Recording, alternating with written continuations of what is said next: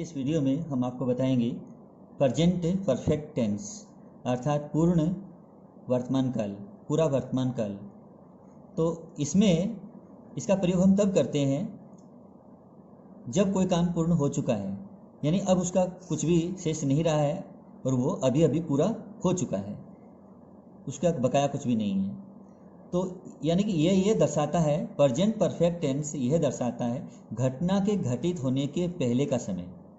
घटना के घटित होने से पहले का समय जो है दर्शाता है, क्योंकि परफेक्ट है। परफेक्ट का मतलब ही है घटना के घटित होने से पहले का समय। ठीक है, तो ये प्रेजेंट परफेक्ट टेंस है, यानी कि पूरा कार्य हो चुका है। देखिए पहचान, हिंदी वाक्य के अंत में, और जो हिंदी के वाक्य होते हैं ना, उसके अंत में जो है पहचान, हिंदी जैसे हिंदी से अंग्रेजी बनानी है तो कैसे बनाएंगे? सीधा तो बनेगा नहीं उसका। तो सीखने का जो तरीका है वो सबसे पहले यही रहेगा आपका, हिंदी वाक्य के अंत में चुका है, चुकी है, चुके हैं, चुके हो, या चुका हूँ, लिया है, दिया है, खाया है, पिया है, या है, पहुँचा है। ठीक है, इस प्रकार से आदि शब्द है वो वाक्य के अंत में आते हैं। अब रही बात ये हिंदी के बाद में परीक्षा में, जैसे कि अंग्रेजी में टेंस भरना आता है। ठीक है, वहाँ कोई हिंदी तो होती नहीं है, तो अंग्रेजी में टेंस भरना होता है। तो टेंस कैसे भरा जाएगा? तो या तो उसका साथी वाक्य को देख करके, साथ में जो वाक्य होता है, या तो हम उस वाक्य को देख करके उसको भरें, या फिर जो टेंस जो वाक्य हमारे सामने है उसके अंदर इस प्रकार का एडवर्ब दिया होता है, जैसे जस्ट है, जस्ट का मतलब है अभी, जस्ट नाउ अभी अभी, ऑलरेडी पहले से ही, रिसेंटली हाल ही में, एवर कभी, यट अभी तक, एज येट अभी तक। तो ये जो शब्द हैं ये एडवर्ब है, समय को दर्शाने वाले शब्द है, एडवर्ब ऑफ टाइम है, ये समय सूचक शब्द इनको हिंदी में कह सकते हैं पहचानने के लिए। ठीक है, तो ये जो वाक्य के अंत में या मुख्य वर्ब से पहले और सहायक क्रिया के बाद में इनका यूज होता है, और तो इस प्रकार से इनका स्थान होता है। तो उनको आप देख लिए, पहले इन एडवर्ब को देखें और फिर ये अगर एडवर्ब आपको मिले तो फिर समझ लो ये प्रेजेंट परफेक्ट टेंस है। ठीक है, फिर ये टेंस आपको भरना होगा। तो या तो टेंस बताएगा वर्ब, या बताएगा उसका समय सूचक शब्द, इस प्रकार का एडवर्ब ऑफ टाइम वाले शब्द यही समय बताते हैं, ये टेंस के सूचक शब्द है। आगे देखिए मेन वर्ब, मेन वर्ब इसमें लगेगा, मेन वर्ब यानी वर्ब की थर्ड फॉर्म, वर्ब की थर्ड फॉर्म का हम यूज करते हैं। कई बार क्या है कि टीचर्स जितने भी होते हैं वो क्या करते हैं, वर्ब की थर्ड फॉर्म कह देते हैं, या फिर उसको कई टीचर पास्ट पार्टिसिपल भी कहते हैं। तो ये आपको समझना होगा कि वर्ब की थर्ड फॉर्म तो आप समझ चुके हैं, इसको पास्ट पार्टिसिपल भी कहा जाता है। तो आपको समझना होगा कि पास्ट पार्टिसिपल वर्ब की थर्ड फॉर्म को ही कहा जाता है, ये आपको समझना होगा, अपने आप में एक समझ विकसित करनी होगी। तो देखिए इसकी हेल्पिंग वर्ब, हेल्पिंग वर्ब इसमें जो सहायक क्रिया है वो सिंगुलर सब्जेक्ट के लिए ही, सी, इट के लिए आप हैज़ का यूज करोगे, सहायक क्रिया हैज़ होगी इसकी। ठीक है, ही, सी, इट या कोई सिंगुलर सब्जेक्ट, सिंगुलर सब्जेक्ट का मतलब सिंगुलर नाउन या प्रोनाउन। ठीक है, उसके लिए आप हैज़ लगाओगे। प्लूरल सब्जेक्ट जैसे आई है, जैसे मान लीजिए मैंने यहाँ आपके लिए लिखा है कि हैव किसके लिए लगेगा, आई के लिए लग जाएगा, दे के लिए लग जाएगा, और वी के लिए लग जाएगा, और यू के लिए भी लग जाएगा।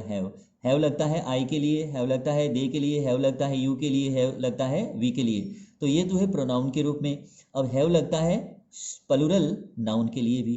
अब प्लूरल बहुवचन की जो कोई संज्ञा होती है उसके लिए भी हम हैव का ही यूज करते हैं, जैसे दी पुलिस हैव, पीपल हैव, इस प्रकार से, यानी कि वो अपने आप में एक बहुवचन संज्ञा होती है, जिसके लिए जैसे MEN मैन होता है वो बहुवचन है, तो मैन हैव ऐसे। ठीक है ना, तो ये हैव का यूज हम उनमें करते हैं। जैसे बुक्स हैव, कोई भी चीज़ के लिए आप बहुवचन में आप हैव लगाएंगे, ये आप ध्यान रखें। उसके बाद में नेगेटिव बनाएंगे, जैसे अब वाक्य को नकारात्मक पेश करना है तो सीधा ही तो नोट लगेगा नहीं कहीं। ठीक है ना, तो नोट का मतलब है कतई नहीं, बिल्कुल ही। एक तो नो का मतलब है कोई नहीं, यानी जिसके अंदर नोट भी है एनी भी है, दोनों चीज़ होती है। ठीक है ना, नॉट एनी यानी कोई नहीं।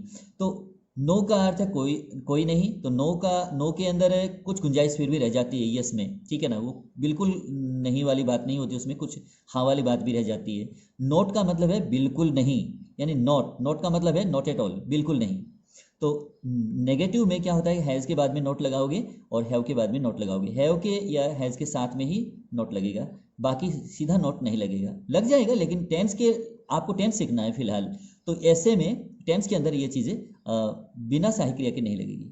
अब देखिए आगे, इंट्रोगेटिव प्रश्नवाचक वाक्य कैसे बनेगा? जब आप सब्जेक्ट से पहले सहायक क्रिया को रखेंगे, हैज़ या हैव जो सहायक क्रिया है सब्जेक्ट से पहले रखेंगे, उसके बाद में वर्ब थर्ड का प्रयोग करेंगे, उसके बाद में ऑब्जेक्ट लगेगा, ऑब्जेक्ट के बाद में आप प्रश्नवाचक चिन्ह लगाएंगे, इंट्रोगेटिव मार्क लगाएंगे।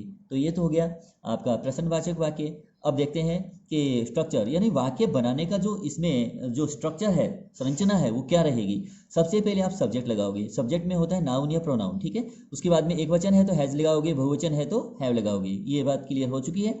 अब उसके बाद में जो कार्य हुआ है उसका थर्ड फॉर्म, ठीक है ना, वर्ब की थर्ड फॉर्म, उसकी जो यानी बेस्ट फॉर्म जो होती है उसकी थर्ड फॉर्म का यूज करना है, यानी पास्ट पार्टिसिपल जिसे कहते हैं का यूज किया जाएगा। उसके बाद में ऑब्जेक्ट का यूज करना है। ऑब्जेक्ट का मतलब है, अब देखिए नाउन या प्रोनाउन, नाउन का जो यूज है, नाउन का यूज दो ही स्थान पर हम कर सकते हैं, या तो उसका नाउन का यूज हम सब्जेक्ट के रूप में करते हैं या नाउन का यूज हम ऑब्जेक्ट के रूप में करते हैं। नाउन दो ही स्थान पर आ सकता है, या तो सब्जेक्ट के स्थान पर आ सकता है या फिर ऑब्जेक्ट के स्थान पर आ सकता है। तो ये दो ही जगह तो आप पूरा ध्यान रखें, या फिर वो प्रीपोजिशन के ऑब्जेक्ट के रूप में आ सकता है, प्रीपोजिशन का ऑब्जेक्ट भी बन सकता है, ये आपको ध्यान रखना पड़ेगा। अब जो जैसे कि मान लीजिए मैं आपको यहाँ एक जो सेंटेंस पेश कर रहा हूँ, जैसे मान लीजिए मैं यहाँ लिखूँ कि वह, यानी मैं मेरी स्वयं के बारे में लिख रहा हूँ। जैसे मान लीजिए कि मैं रामगढ़ जाकर वापस आ चुका हूँ, यानी रामगढ़ में गया भी था और वापस भी आ गया हूँ। तो इस बात को एक ही जो है सेंटेंस में कैसे कहा जाएगा, आइए देखिए। जैसे मान लीजिए मैं को क्या बोलते हैं, आई के लिए हेल्पिंग वर्ब क्या लगेगा, आई हैव, ठीक है ना। और जाकर आ गया हूँ, तो दोनों बातें इसमें है ना, तो आई हैव बीन करना पड़ेगा। I have been to Ramgarh, have been to Ramgarh, तो ये हुआ I have been to Ramgarh. मैं रामगढ़, इसका मतलब हुआ I have been to Ramgarh, मैं रामगढ़ गया था और वापस भी आ गया हूँ। अब मैं रामगढ़ में नहीं हूँ, अब मैं अपने स्थान पर ही यहाँ वापस आ गया हूँ। तो ये घटना घटित हो चुकी है, ये इसका घटित होने का जो घटना का घटित होने का समय ये पहले का है, यानी अब मैं फिलहाल यहाँ हूँ, ठीक है ना, यात्रा पूरी हो चुकी है। तो मैं रामगढ़ जाकर वापस आ गया हूँ, इसका मतलब है मैं रामगढ़ गया हुआ हूँ, इसका ये मतलब हुआ I have been to Ramgarh, ठीक है। अब इसके बाद में इसका अगर मान लीजिए नेगेटिव बनाना है तो आई के बाद में आप हैव लगाओगे, आई हैव, और उसके बाद में शॉर्ट करो, आई हैव नॉट लिखो तो आई हैव नॉट लिख दीजिए। अगर मान लीजिए आप संक्षिप्त में करना चाहते हैं आई हैवंट कर दीजिए, ठीक है ना, तो आप संक्षिप्त में नहीं करें तो पूरा लिख दीजिए, ठीक है। I have not been to Ramgarh, मैं रामगढ़ जाकर नहीं आया हूँ, यानी कि रामगढ़ गया हुआ नहीं हूँ, यानी मैं पहले कभी रामगढ़ नहीं गया हूँ, ये हो इसका। अब क्या मैं रामगढ़ गया हुआ हूँ, तो आपको फिर क्या करना है कि देखिए टेंस सीखने का मतलब है ये, ठीक है ना। अब क्या होता है कि जब हम जो प्रश्नवाचक वाक्य बनाते हैं, साधारण जैसे टेंस वाले वाक्यों से अगर हम प्रश्नवाचक बनाते हैं, यस नो टाइप वाले प्रश्नवाचक वाक्य बनाते हैं, तो हम सहायक क्रिया को पहले डालते हैं और उसके बाद में हम क्या करते हैं कि बाकी सभी शब्दों को लिख देते हैं साथ में और अंत में प्रश्नवाचक चिन्ह लगाते हैं। फिर क्या करते हैं, आई और बी को तो यू में बदलते हैं, और यू के तमाम जितने भी फॉर्म बनते हैं, 5 फॉर्म बनते हैं यू के, तो वो पर्सनल प्रोनाउन के, उसको हम आई में बदल लेते हैं, वी में बदल लेते हैं। यू को आई में या वी में बदल लेते हैं, आई वी को यू में बदल देते हैं, ये तरीका होता है। तो हैव आई, अब यहाँ मैं आई का यू नहीं करूँगा क्योंकि कोई पूछा नहीं जा रहा, मैं सिर्फ टेंस समझा रहा हूँ आपको। तो हैव आई के बाद में आप क्या लगाओगे, बीन, इसमें जो तीसरा सेंटेंस बना रहा हूँ प्रश्नवाचक के लिए। Have I been to Ramgarh, क्या मैं रामगढ़ गया हुआ हूँ, क्या मैं रामगढ़ गया हुआ हूँ, क्या मैं रामगढ़ जाकर वापस आ गया हूँ, या इसका मतलब दोनों ही है, ठीक है ना। क्या मैं रामगढ़ गया हुआ हूँ, तो अब 3 वाक्य बन चुके हैं, एक और बनाना है आपको। क्या मैं रामगढ़ गया हुआ नहीं हूँ, तो इंट्रो नेगेटिव हो जाएगा वो। Have I not been to Ramgarh, क्या मैं रामगढ़ गया हुआ नहीं हूँ, ये हुआ। तो सबसे पहला sentence I have been to Ramgarh, ये पॉजिटिव सेंटेंस, इसको कहते हैं एफर्मेटिव सेंटेंस भी।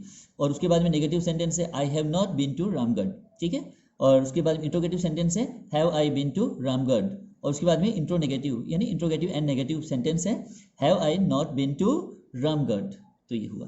तो देखिए अगला सेंटेंस जैसे मान लीजिए अगर मैं यहाँ लिखूँ कि वह 3 दिन से बीमार रहा है, ठीक है ना, अगर लिखना है कि वह बीमार है तो ही इज़ इल कर दीजिए, ही इज़ सिक कर दीजिए, चल जाएगा। लेकिन अगर लिखना है ना वह 3 दिन से बीमार है, तो ये नहीं कि वो प्रेजेंट परफेक्ट कंटिन्यूस टेंस में चले जाएंगे, नहीं, ऐसा नहीं है।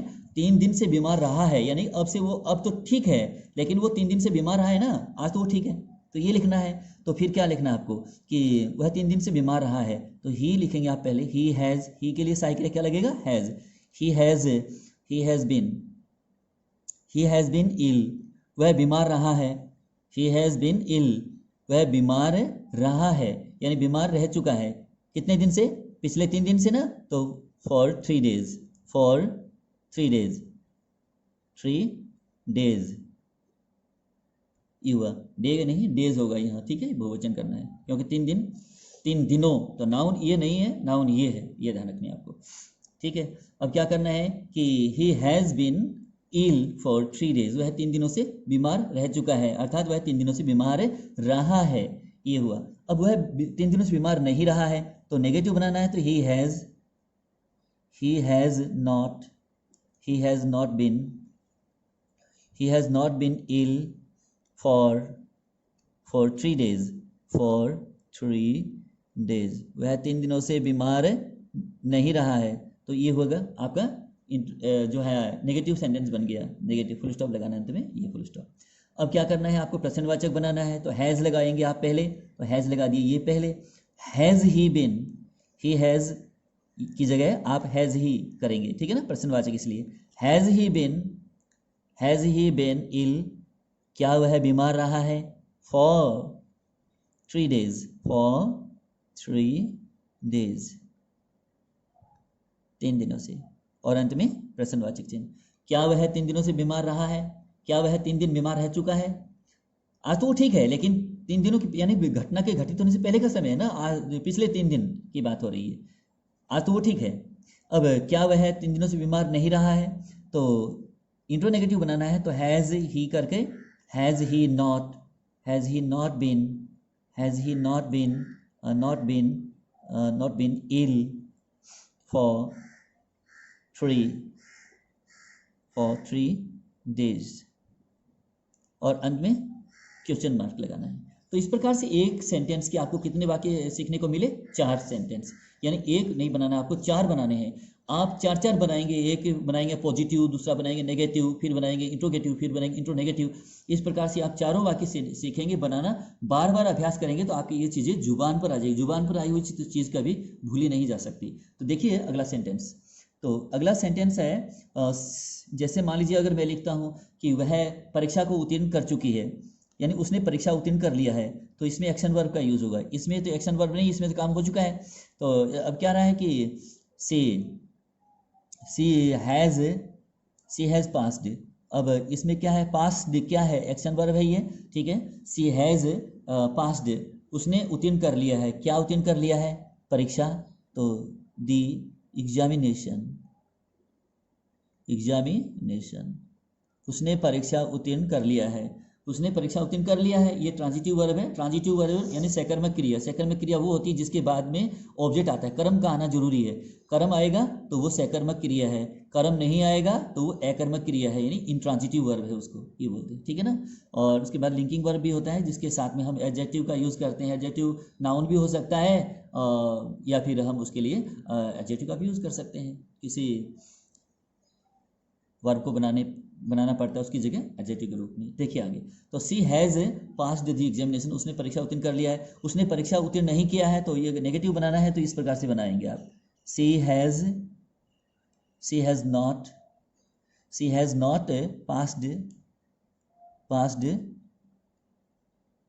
Not passed the examination,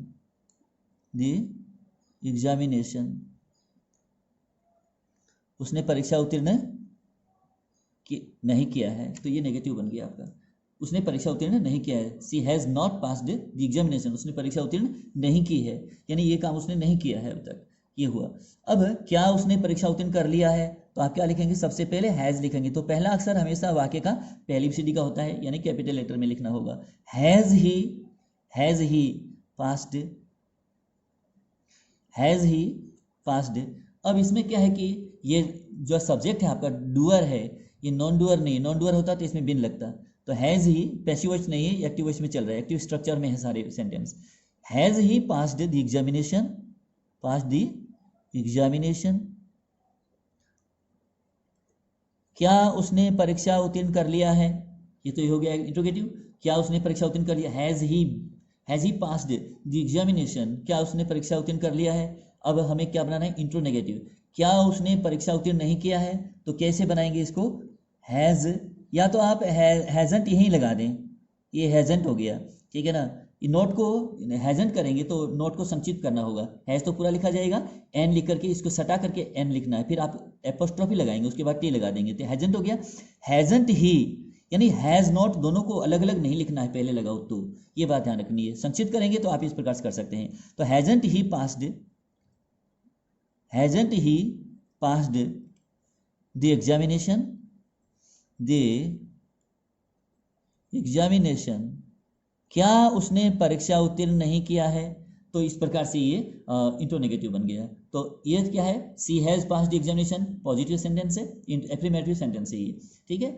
C has not passed the examination, ये नेगेटिव है। Has he passed the examination, ये इंट्रोगेटिव है। Hasn't he passed the examination, ये इंट्रोनेगेटिव है। तो इस प्रकार से एक सेंटेंस के आपको कितने वाक्य सीखने को मिले, 4 सेंटेंस। एक के लिए आप 4 सेंटेंस बनाएंगे। इस प्रकार से अभ्यास दोहराया जाएगा बार बार में, तो हर एक टेंस को, हर एक वाक्य को आप लिख पाएंगे। तो लिखना आसान होता है, बस शर्त है कि आप समझ लें अच्छी तरह से। तो मुझे उम्मीद है कि आपको सारे सेंटेंस समझ में आ गए हैं। अधिक से अधिक लाइक कीजिएगा और उससे भी अधिक आप इसको शेयर कीजिएगा। Thank you.